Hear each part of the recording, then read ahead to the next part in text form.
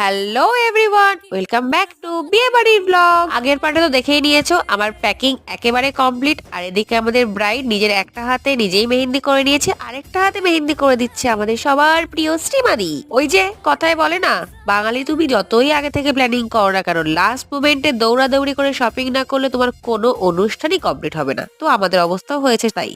আজকে বিকালে মেহেন্দির প্রোগ্রাম আর আমরা এখনো কেনাকাটা করছি, তাও আবার একটা দুটো জিনিস না, মানে কেনাকাটা শেষই হচ্ছে না, এদের নাকি এত ডিউ ছিল। আর এদিকে রিমির বিয়ে দিতে গিয়ে আমরা তো একেবারে সত্যি বলতে ফকির হয়ে গেছি, তাই দোকানদারের কাছে হাত জোর করা ছাড়া আমাদের কাছে আর কোনো উপায় ছিলই না। মানে সিরিয়াসলি ব্যাগে কটা খুচরো কয়েন ছাড়া আর কিচ্ছু নেই। আর এদিকে দেখো সুদূর পুনে থেকে আসা আমাদের মিষ্টু, তার ব্যাগ কেনাই এখনো শেষ হচ্ছে না।